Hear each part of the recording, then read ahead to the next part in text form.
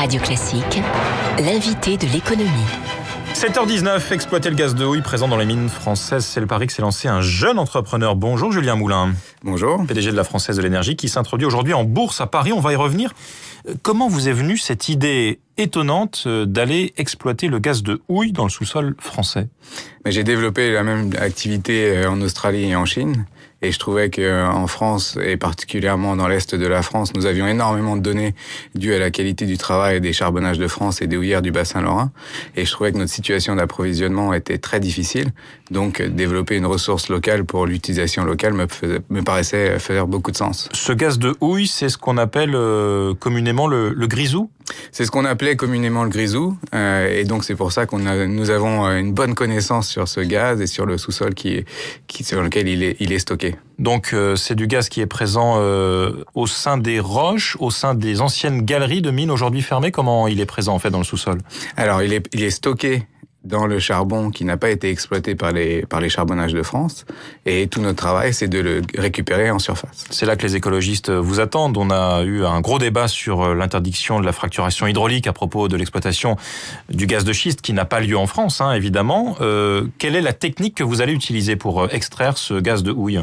Alors nous, c'est une technique très mature. On descend dans le charbon avec un petit puits d'une 80 cm de diamètre et nous faisons baisser la pression dans ce charbon pour arriver à un point de pression qui s'appelle le point de dépression, à partir duquel le gaz remonte naturellement par le chemin de moindre résistance qui est donc notre tubage. Et vous utilisez de l'eau pour cette différence de pression ?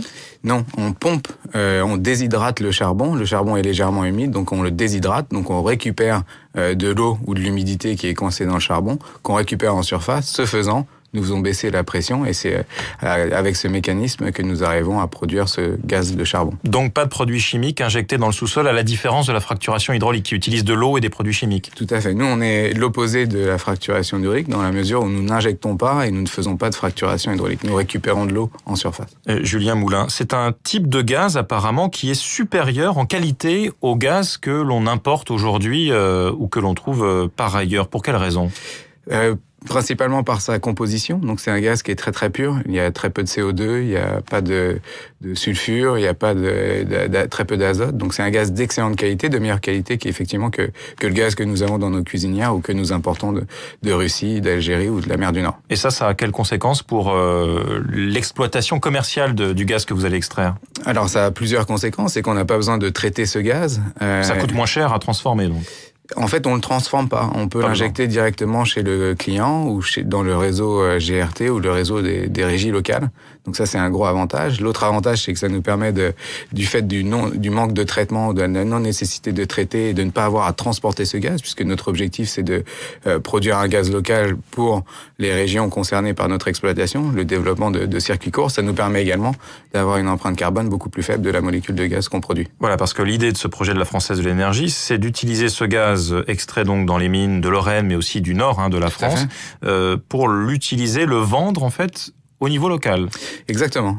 L'idée, c'est de remplacer une partie du gaz qu'on importe par un gaz local à travers le développement de circuits courts qui ont déjà montré leur virtuosité et leur qualité dans d'autres secteurs d'activité. Donc pour ça, il faut que vous ayez des accords avec le distributeur de gaz en France, GRDF ? Alors avec GRDF, GRT, mais également toutes les régies locales ou les clients industriels qui ont des réseaux de gazoducs à côté de notre centre d'exploitation. Et ça, c'est déjà fait ?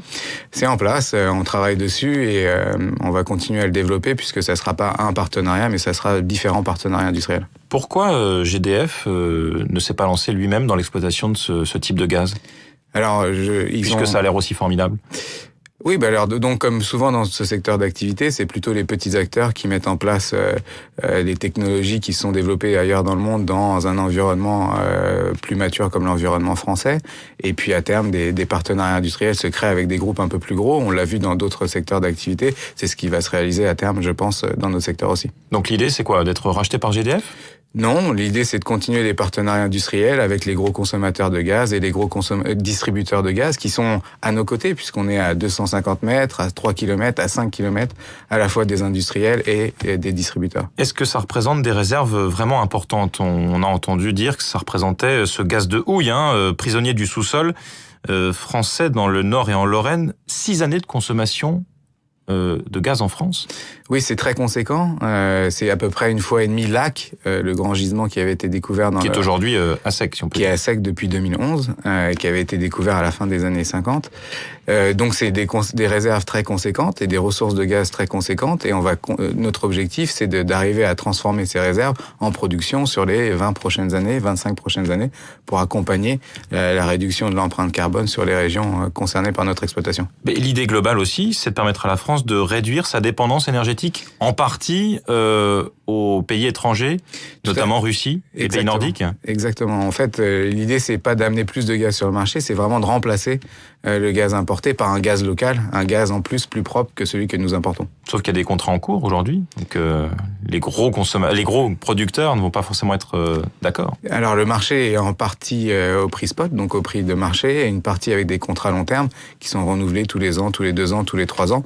Et donc c'est pour ça qu'on n'est pas intéressé pour concurrencer, je sais pas, le gaz qui arrive par l'Espagne ou le gaz qui arrive par GNL. Notre intérêt, c'est d'être concurrent du gaz importé sur les régions concernées. Bon, c'est un projet tout de même un peu fou dans un pays comme la France, avec une ambition européenne, hein, tout de même.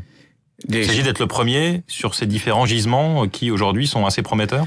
Oui, le charbon s'arrêtant pas aux frontières géographiques, l'idée c'est de continuer à développer notre activité de l'autre côté de la frontière en Belgique et de l'autre côté de la frontière en Allemagne également. Les bassins sont bien connus, les veines de charbon sont assez similaires à ceux que nous avons du côté français. Donc à partir de notre centre d'excellence lorrain et du centre d'excellence du Nord-Pas-de-Calais que nous avons mis en place, l'idée c'est de continuer à grossir à l'international. La crainte des riverains et des écologistes, c'est que ça défigure aussi quelque peu le paysage, ces puits qui vont être installés un peu partout. En termes d'emprise visuelle, ça représente quoi ?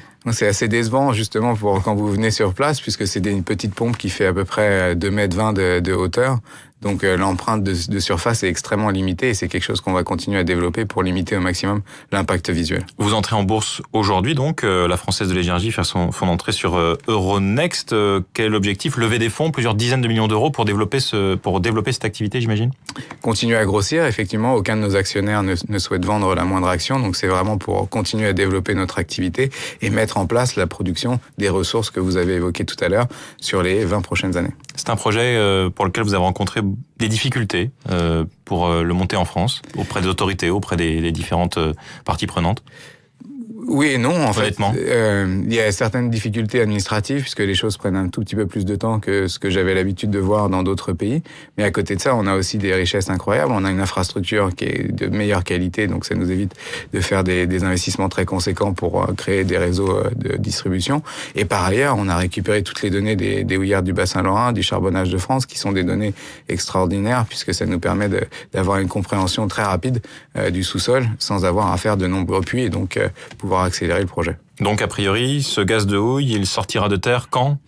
Pour la première fois ? 2017 en Lorraine, et puis dans le Nord-Pas-de-Calais, on a déjà une partie de cette activité qui est en production. Donc ça viendra très vite, c'est déjà le cas en ce moment. Merci beaucoup Julien Moulin d'être venu nous voir ce matin, PDG de la Française de l'énergie qui s'introduit aujourd'hui en bourse, avec pour objectif donc d'extraire le gaz de houille de notre sous-sol. C'était l'invité de l'économie de Radio Classique. Avec Wendel, investisseur de long terme. Guillaume Durand nous rejoint sur Radio Classique pour la suite de la matinale avec cette actualité majeure donc aux États-Unis.